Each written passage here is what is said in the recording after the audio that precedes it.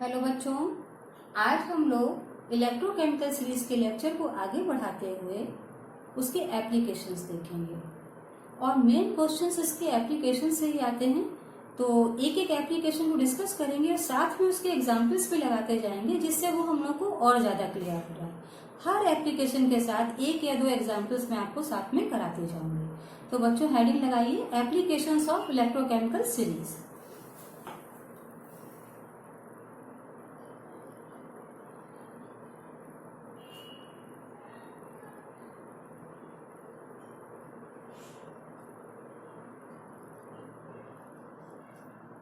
Electrochemical series ECS, electrochemical series की applications. पहली application है बच्चों reactivity of metals.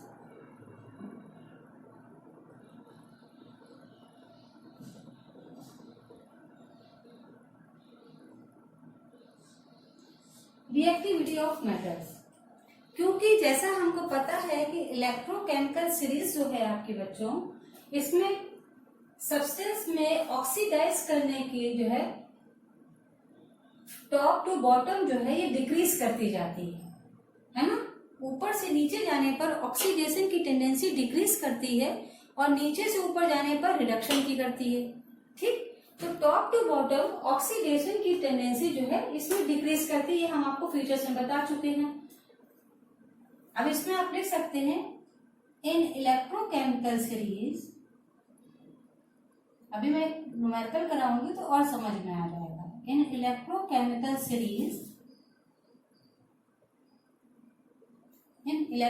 Series, the tendency of substance to get oxidise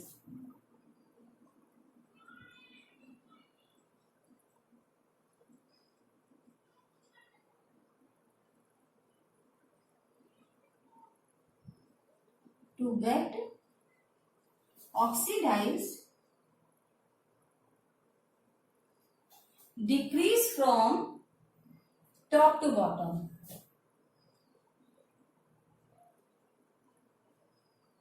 Decrease from top to bottom. ठीक, मतलब lithium से शुरू करें तो फ्लोरीन तक जो है ऑक्सीडाइज करने की टेंडेंसी डिक्रीज कर रही है। अब ये कैसे, मान लीजिए इसमें क्वेश्चन कैसे पूछा जा सकता है। इसमें क्वेश्चन आपको ऐसे पूछ सकते हैं, जब आपसे क्वेश्चन पूछेंगे ना तो इलेक्ट्रोड पोटेंशियल दिया होगा। ऐसा नहीं होगा कि आपको इलेक्ट्रोड पोटेंशियल याद करके जाना है। वो इलेक्ट्रोड पोटेंशियल आपको देंगे कि मान लीजिए आपको ABCD करके एलिमेंट दे दिए, या हो सकता है कि एलिमेंट आपको इस तरह से दे दें कि जिंक, कैल्शियम, मैग्नीशियम और ये एलिमेंट दे दिए, लेकिन उनका इलेक्ट्रोड पोटेंशियल वो देंगे, तो आपको उसको अरेंज करना होगा अकॉर्डिंग टू ऊपर से नीचे जाने पर डिक्रीज कर रही है। तो इस क्वेश्चन के द्वारा देखते हैं कैसे इसको अप्लाई करते हैं हम लोग इस एप्लीकेशन को। क्वेश्चन लिखिए, the standard reduction potential, the standard reduction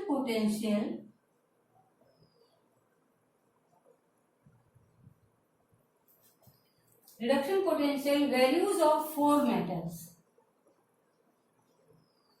अब आपको 4 मेटल्स उन्होंने दे दिए हैं, ठीक है, और उनकी वैल्यूज भी दी हैं। 4 मेटल्स दे दिए हैं आपको, A, B, C और D।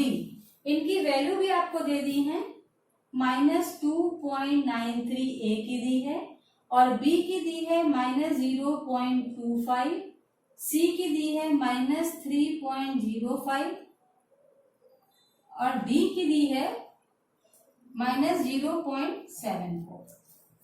क्लियर, ये वैल्यू दे दी गई है वोल्ट्स में। आपको किसमें दी गई, क्योंकि विभवांतर है तो वोल्ट्स में ही देंगे, पोटेंशियल है तो, है ना, ये वोल्ट्स में आपको वैल्यू दे दी गई इन्होंने। अब इन्होंने कहा arrange them in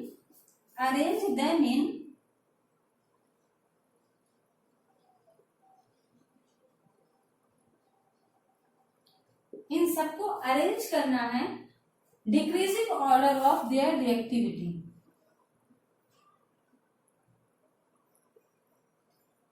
decreasing order of their reactivity. Clear. अब हमको अरेंज करना है बच्चों, तो हम क्या करें, सबसे कम वाले का पहले लिख लें, जो सबसे कम हो, जिसका डिक्रीजिंग ऑर्डर में हमको लिखना है। तो सबसे पहले हम सी का सबसे कम है -3.05, तो सी लिखा, इसका लिख भी देते हैं। फिर किसका है, फिर है ए का कितना दिया है -2.93। फिर किसका दिया हुआ है डी का कितना है -0.74। फिर है बी का -0.25। अब डिक्रीजिंग ऑर्डर उसने बोला था, तो सबसे रिएक्टिविटी सबसे कम किसकी होगी, डिक्रीजिंग ऑर्डर में लिखना, arrange them in decreasing order of their reactivity. सबसे कम रिएक्टिविटी किसकी होगी, बी की। क्यों, क्योंकि इसका इलेक्ट्रोड पोटेंशियल सबसे ज्यादा। क्लियर। इस प्रकार के क्वेश्चन इसमें पूछे जा सकते हैं। The metal having lower value of standard RP is more reactive, जिसकी सबसे ज्यादा जो है आरपी की वैल्यू होगी, लोअर वैल्यू होगी, वो सबसे ज्यादा सबसे ज्यादा लोअर वैल्यू किसकी थी, सी की थी, तो सबसे ज्यादा रिएक्टिव सी होगा। द मेटल हैविंग, आप आंसर में लिखेंगे एग्जाम में, the metal having lower value of SRP standard reduction potential, lower value of SRP या स्टैंडर्ड, आप पहला क्वेश्चन कर रहे हैं, standard reduction potential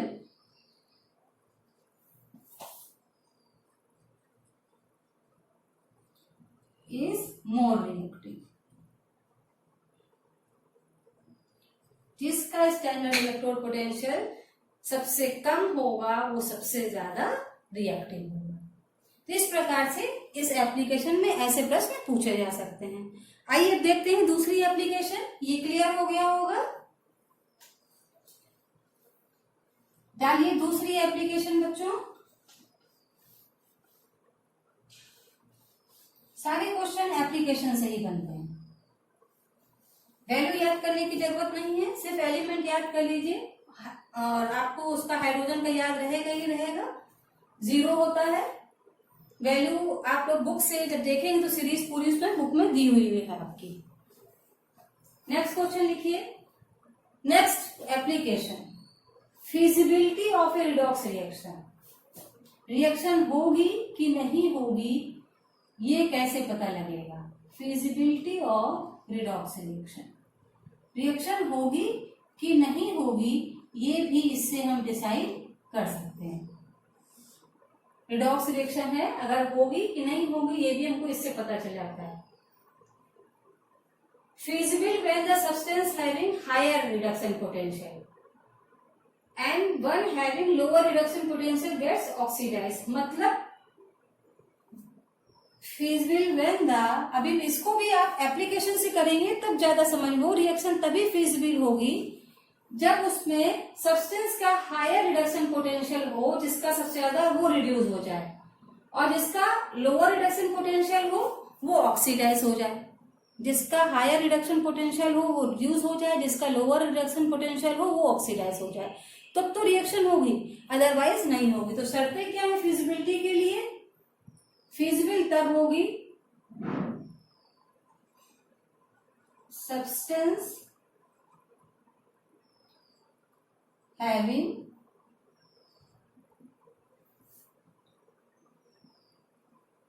higher reduction potential, जिस सब्सटेंस का रिडक्शन पोटेंशियल हायर हो वो रिड्यूस हो जाए, ये पहली बात। और substance having lower RP get oxidised.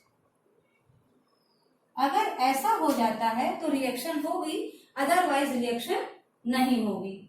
अब इसका एक क्वेश्चन अगर करें हम लोग तो हमको और ये बात क्लियर हो जाएगी कि रिएक्शन होगी कि नहीं होगी। तो ये चीज नोट करने के बाद हम लोग एक क्वेश्चन लिखते हैं।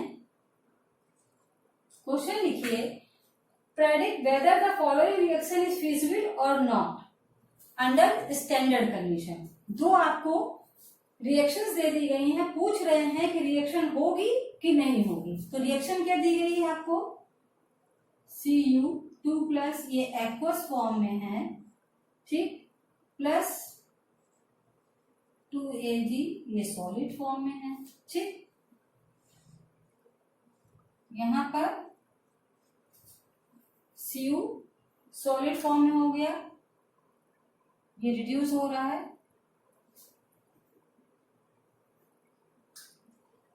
प्लस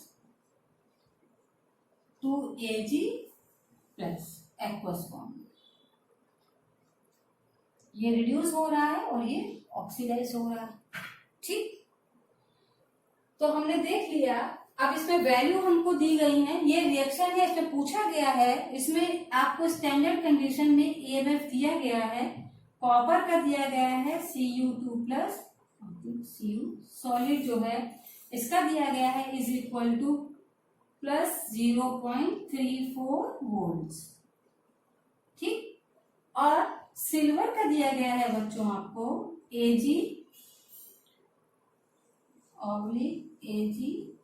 प्लस इसकी वैल्यू दी गई है प्लस 0.80 वोल्ट। अब ये पूछ रहे हैं कि ये रिएक्शन होगी कि नहीं होगी। अब ये रिएक्शन होगी कि नहीं होगी, हम क्या करें, इसको रिएक्शन को दो भाग में तोड़ लें, स्प्लिट इन टू पार्ट्स। पहले कॉपर का अलग निकालें और सिल्वर का अलग, तो दो पार्ट में रिएक्शन को तोड़ ले। एक भाग में ऑक्सीडेशन हो रहा होगा, एक भाग पे रिडक्शन हो रहा होगा, है ना। अब देखिए ऑक्सीडेशन कहाँ पे हो रहा होगा और रिडक्शन कहाँ पे हो रहा है, ये देखिए। पहला ये कॉपर की रिएक्शन, हम दो भाग में इस रिएक्शन को तोड़ रहे हैं। पहला है Cu2 प्लस, और यहाँ पर क्या किया इसने, 2 इलेक्ट्रॉन लिए और यहाँ पर जाके इसने Cu सॉलिड बनाया है, ठीक। यही तो है रिएक्शन।